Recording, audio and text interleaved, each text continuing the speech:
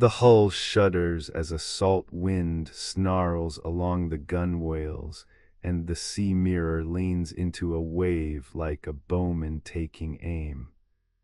A gull's cry rips across the mist, then dissolves into the clamor of cordage and the rattle of anchors.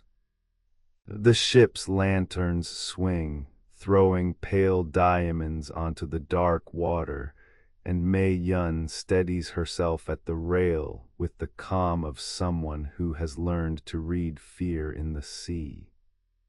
The Cape's memory sits behind them in a bruise of rain and spray, but ahead, the Atlantic's vast throat yawns open with possibilities no chart could contain.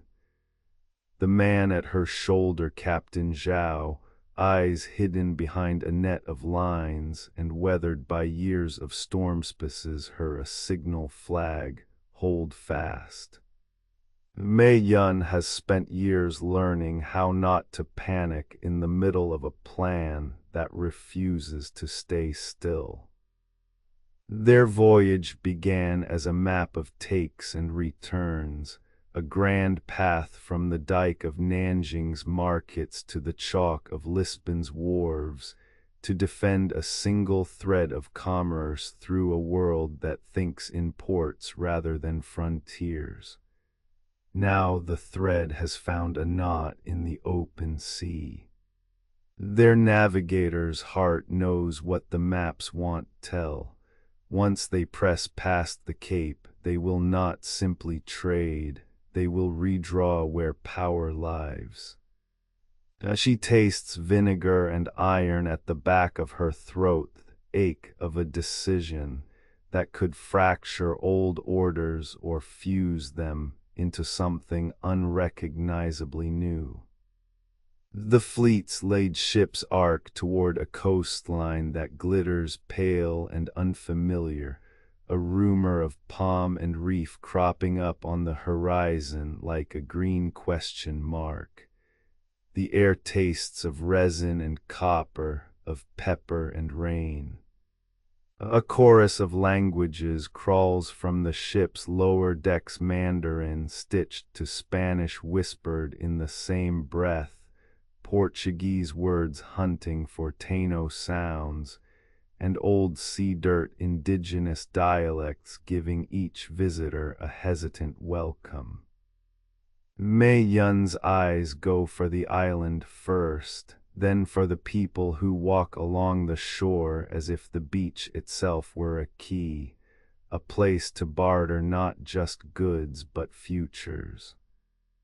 The islanders stand, wary, dignified step toward the water with baskets and cloths that smell of waterlogged earth and roasted cacao, a language of gesture and shared curiosity.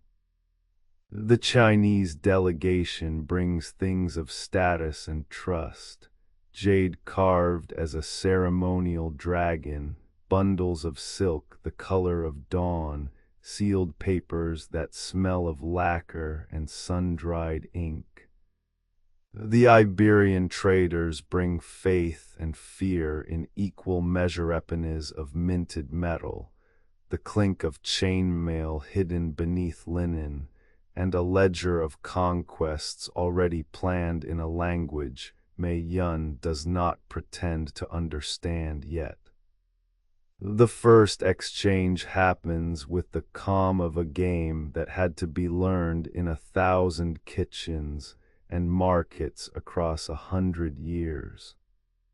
Mei Yun stands with the ship's translator, a wiry man who speaks 3 tongues with equal ease, and a 4th in the way his hands tell stories while his mouth remains shut.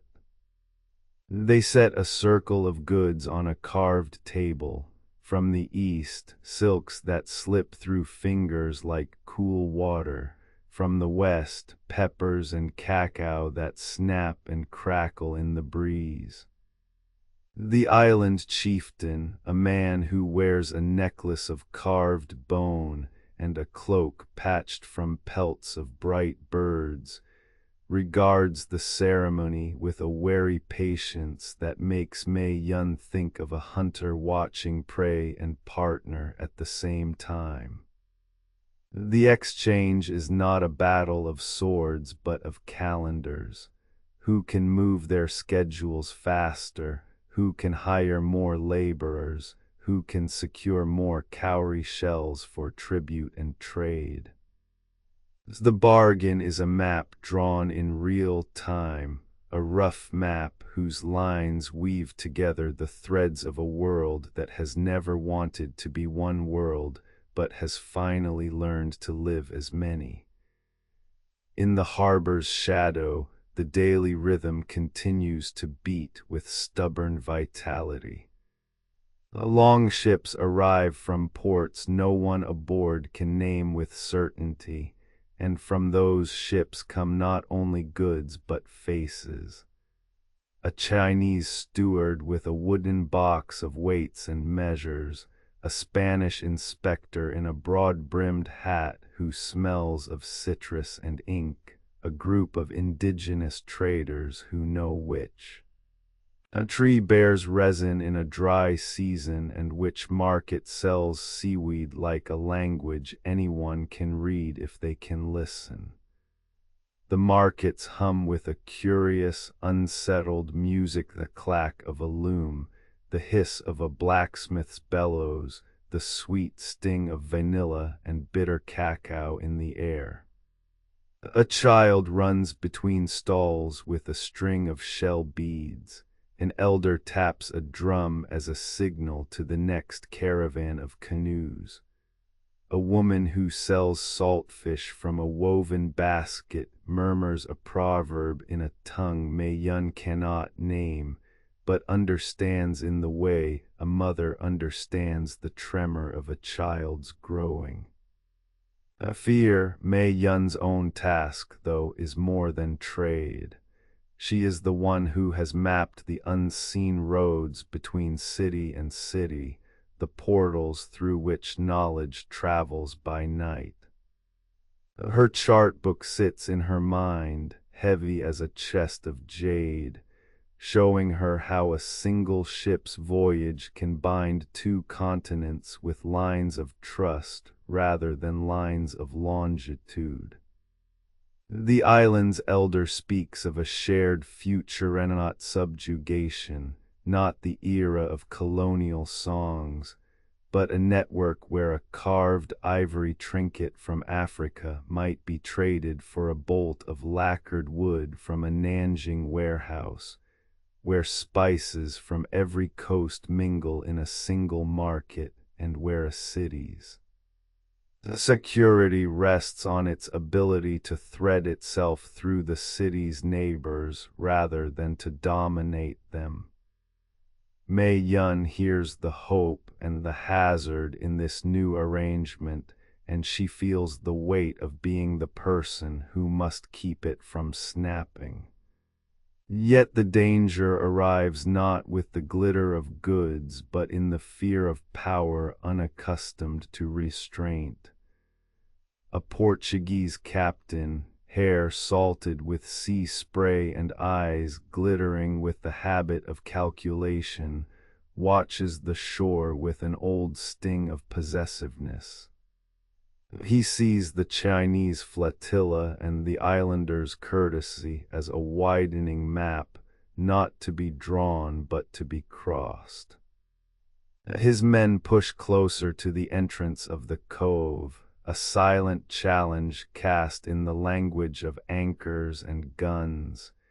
If you will trade with these people, you will trade with us too, and you will learn who writes the rules here.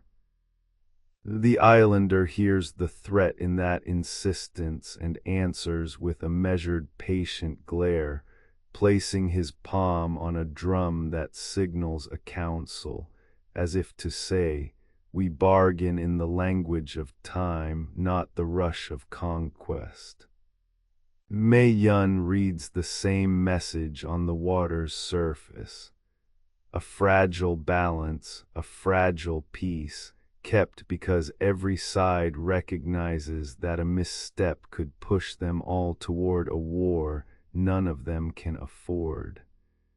In those tense hours, Mei Yun makes herself a quiet instrument of the new order she hopes will endure.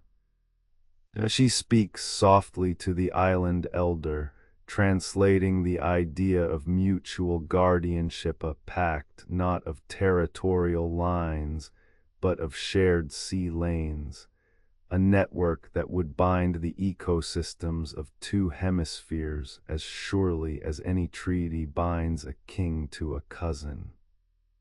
She sits with Zhao and the translator, listening to the elder's words fall into place like puzzle pieces whose edges have been worn smooth by a long shared history of salt and wind. The elder's reply comes as a simple, almost shy gesture, a cloth inscribed with characters that look like waves. It is acceptance, but with a warning: this sea is wide, this wind shifts, and a covenant without enforcement is only a seam in a garment. Mei Yun folds the cloth carefully, and the memory of that gesture sits inside her chest as surely as any compass needle. Night settles over the harbor with a shawl of ink and moss. Lanterns flicker and cast long, praying shadows across the wooden piers. Merchants count coins the way priests count beads, slowly and with a reverence for every number's hidden consequence. The sea, always listening, seems to lean in closer to catch the murmur of every bargain, every whispered agreement, every plan to weave a network that would outlast the fleets that brought them together. Mei Yun stands at the water's edge, the salt spray brushing her skin like a warning and a vow. She does not pretend this is a conquest. She knows it is a contingency, a careful translation of a world that refuses to stay spoken in only one tongue. If this turning point is to hold, it will require more than brave ships and bright goods. It will require the slow, stubborn work of trust, the stubborn work of listening across languages and seas until, at last, a new border appears not on parchment or map, but in the daily life of a harbor where the Chinese, Spanish, Portuguese, and indigenous tongues mingle in the streets, where spices, silks, and metals travel in caravans not to repay a debt of empire, but to maintain a fragile, hopeful symmetry. And in the hush after the last boat has slipped its moorings, Mei Yun understands what she already believed. The Atlantic did not merely turn that day. It woke to the tremor of a network that would hold the world together without erasing the currents that had already kept it afloat.